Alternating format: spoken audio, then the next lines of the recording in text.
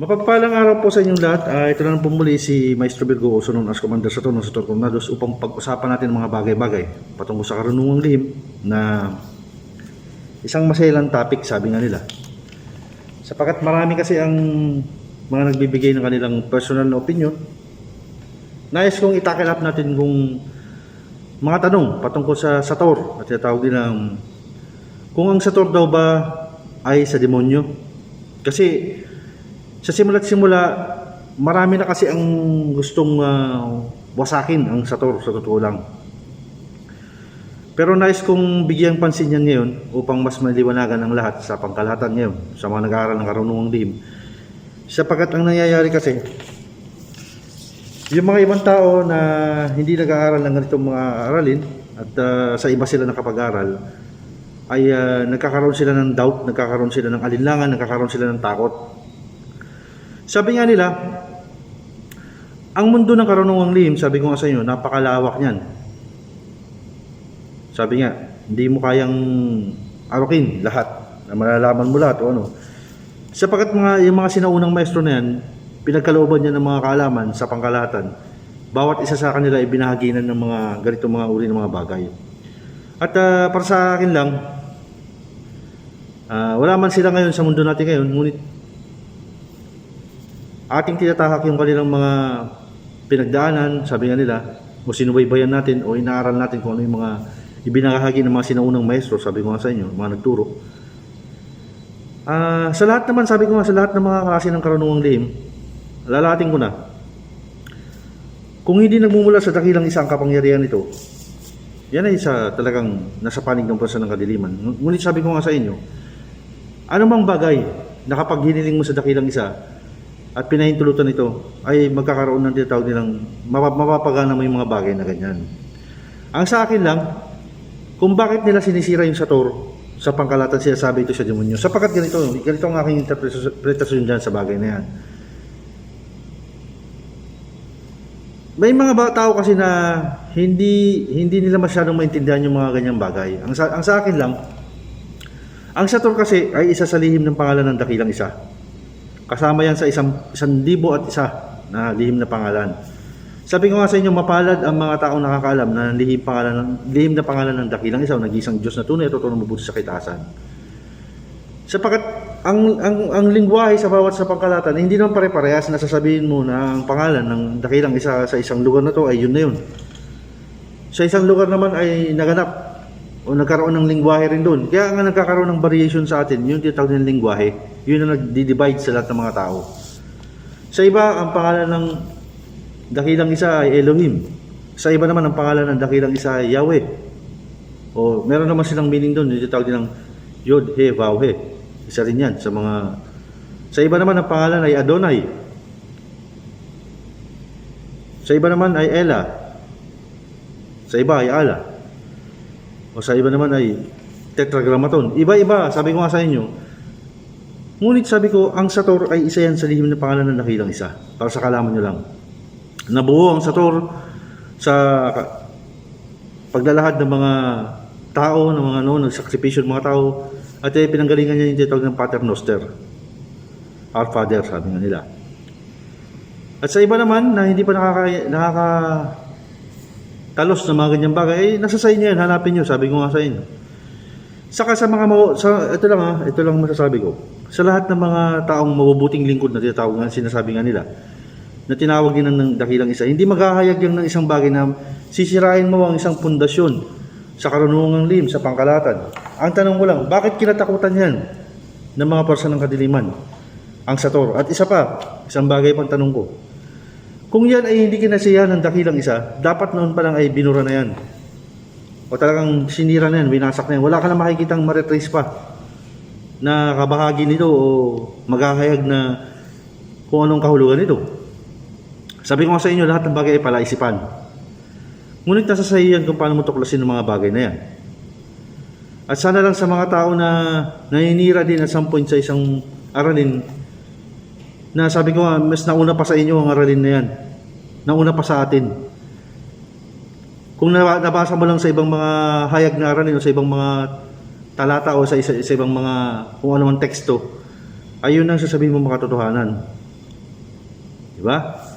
Kung sa mga nais yung mahanap ang katotohanan, ilapit niyo yung sarili niyo doon sa nag-iisang Diyos na tunay tutunong bulit sa kaitaasan. Doon niyo hanapin ang inyong kasagutan. At sabi ko nga sa inyo, tinaglay ko ang bagay na ito at nakikipag-usap ako sa Ama ng direkta at sa mga gabay. Marami kasi mga katanungan sa mga gabay naman ito. Ang mga gabay ng Sator ay mga espiritong gabayan ng kinasiyahan din ng dakilang isa kung bakit pinapayagan sila na tumulong sa mga tao.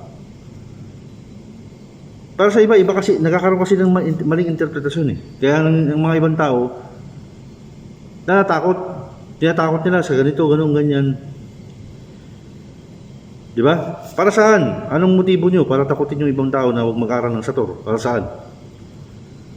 Ako ay buhay na patunay na taglay ko ang Sator sa aking katawan. May pinasok ng Ama sa akin sa loob ng katawan ko. Kahit wala akong medalyon, wala akong kung ano-ano man dyan, nakalagay na tatak. Tinaglay ko ang Sator sa loob ng katawan ko. Yun ang mga nais ko ibahagi sa iba, na hindi sa lahat ng pagkakataon na makikita nyo sa mga gamit yan. Minsan magtataka kayo, bakit ganun? Si ganito, wala naman siyang hawak na ganun. Pero bakit taglay niyang Sator? Bakit nagkaganon? Yun ang mga tinatawag nilang question mark na o mga palaisipan sa inyong mga kaisipan na lumalabas. Ngunit sabi ko nga sa inyo, napakahiwaga ng karunungang lihim. Lalo ng dakilang isa na mabuti sa kaitaasan, siya ang gumagawa ng mga bagay na yan para ibahagi sa pangkalatan ng mga taong karapat-dapat. Saka sabi ko nga sa inyo, maging mapagpakumbaba kayo sa lahat ng pagkakataon. At sa mga iba naman na nagtuturo din sa iba, huwag mo nating i-corrupt yung mind ng ibang tao. Hayaan mo natin sila, maging malaya sila na mag-aral. Sabi ko nga, dito sa channel na ito, malaya ang iba na umalis, malaya din ang iba na pumasok. Malaya din ang iba na mag-aral sa ibang mga nagtuturo. Pero sabi ko, ang payo ko lang ay kuhanin nyo lang yung alam nyong makabuluhan at makatotohanan. Kukuhanin nyo sa mga tao. Hindi mahalaga yung label ng isang tao, sa totoo lang eh. Ang mahalaga yung katotohanan at ang mahalaga ay kung ang talagang yung sinasabi na yun ay talagang legit, sabi nga nila. O kung hindi haka-haka lang. Sabi ko nga sa inyo, ako ay buhay na patunay, naririto ako ngayon. Tinaglay ko yung bagay na yan. At tahasan kong sinasabi na ang Sator, nakapaloob diyan, ang sa bawat titik niyan, ang nag-iisang Diyos na tunay at totoo na mabuti sa kitaasan. Ang dakilang isa na may lalang sa sangkatawan sa sanlibutan.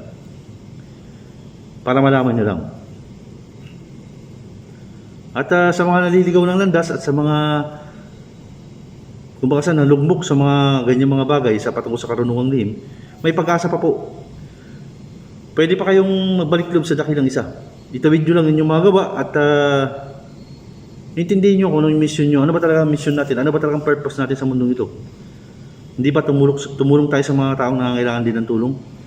Hindi sa paraan na ikukorap natin yung isang bagay na sa pansariling kapakanan lamang. Sana sa lahat ng mga nakikinig sa akin ay pag-isipan nyo rin yung mga bagay na yan. Ako naman ay naninindigan, sabi ko nga sa inyo, kahit ako'y nag-iisa lang na lumalakad sa anumang bagay na patungkol sa ganitong bagay, naninindigan ako sa isang prinsipyo sa buhay ko na never akong mahuhok sa mga kung anong mga katarantadong bagay patungkol sa karunungang lihim. Sapagkat pinapanatili ko kung aking prinsipyo. Kung ano lang yung sinabi sa akin ng Ama, kung ano lang ang gandun ng boundary ko, ang gandun lang ako. At hindi na ako lalabis pa sa bagay na yun. Dahil sabi ko nga sa inyo, anumang action natin o anumang gawa natin sa pagdating ng araw, kahit sabi ko nga sa inyo, sa lahat ng bagay, kahit anumang klaseng karunungang lihim yan, Sator, Atardar, o kung ano man, kahit ano pa, patungkol sa karunungang lihim, ang magja-justify kasi sa iyo yung magmamanifest dyan. Halimbawa kung ikaw ay gumawa ka ng isang bagay na masama, ginamit mo ang karunungang lihim, yan ang magja-justify sa iyo kung sino ka. At pagdating sa judgment o sa judgment day, sabi ko nga sa inyo, sa paghuhukom sa iyo, sa iyong katapusan, ikaw ay haharap sa Ama base sa iyong mga gawa. Ngunit kung ginamit mo ang karunungang lihim sa kabutihan, ginamit mo lahat na nalalaman mo sa karunungang lihim, sa kabutihan, at sa takdang araw ng iyong katapusan, ikaw ay huhusgahan sa iyong mga gawa kung paano mo ba ginamit ang karunungang lihim. Sa paanong paraan mo ito binahagi sa iba. Sa paanong paraan mo ito ginamit na makatulong ka sa iba, sa pangkalahatan. Sabi ko nga sa inyo, maraming mga bagay na hindi may papaliwanag sa ngayon. Pero kapag kayo nagugulumihanan, sabi ko nga, doon nyo lang tanongin sa kanya. May mga taong nagsahayag ng kanilang mga kaisipan, Pero sabi ko nga sa inyo, mas mainam naman makinig ka sa salita ng dakilang isa. Mangusap ka sa kanya, hindi sa mga mortal na katulad natin. Ang mga mortal na katulad natin ay may limitasyon ng ating kaalaman, may limitasyon ng ating pag-iisip. At kadalasan, iba ang kaisipan ng isang tao sa kaisipan mo. Iba rin ang kaisipan ng ibang tao sa kaisipan niya. So, nagkakaroon ng variations. Hindi pare-parehas, sabi ko nga sa inyo. At kapag dumating kayo sa point nagkakaroon kayo ng agam-agam o nagugulumihanan, sa kanya lang. Noong mga panahon ako'y nagugulumihanan sa sarili ko. Kung sino ba talaga ako at ano ba talagang purpose ko.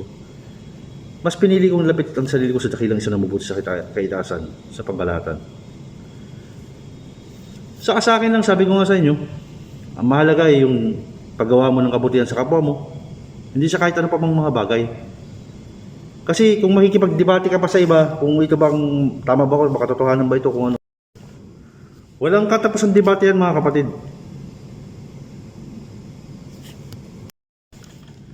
Sabi ko nga sa inyo, maraming mga tao maghahayag din ng kanilang mga kaisipan. Ngunit sabi ko nga, mas mainam na sa dakilang isa tayo manalig at doon tayo makinig sa kanyang sinasabi. Minsan hanapin nyo sa sarili nyo, maghimig kayo ng paintulot sa dakilang isa. Minsan kasi sa sarili nyo, magtataka kayo, bakit gano'n? Hindi ko maanong dakilang isa. Kasi nga may something sa inyo na siguro at some point kailangan yung linisin ng sarili nyo. Yun naman dapat yung isipin, pakaisipin. At saka yung paghahangad ng isang bagay, sabi ko nga sa inyo, minsan kapag hinahangad mo, lalong lumalayo ang isang bagay. Mas mainam na hayaan mo lang, let it go, sabi nga nila. Kung talagang aayon, ay aayon yung mga bagay na yan. Sa mga taong hindi pa nabasbasan, tataka sila, tanungin nyo sarili nyo, baka may kulang pa sa inyo, may mali sa inyo. Baguhin yung sistema ng sarili nyo. Mas mainam na kung tataglayin mo yung bagay na yan, hintayin mo. Kahit gaano pa katagal yan. Pero kung naiinip ka na, ibig sabihin hindi ka para sa dyan sa bagay na yan. Itigil mo yung ginagawa mo. Kasi kung asam ka ng asam, tapos hindi mo naman natanggap, ay wala rin. Stress din yun. Saka sabi ko nga sa inyo, sa mga patungkol sa turulit, sabi ko nga, nasa sa inyo na lang mga kapatid, kung anong inyong iisipin, sabi ko nga sa inyo, I will leave it that way. Ayaw ko rin na i-corrupt o ayaw ko rin na impluwensyahan yung kaisipan. Sabi ko nga, mas mainam na kayo mismo ang makakatuklas ng mga bagay na yan.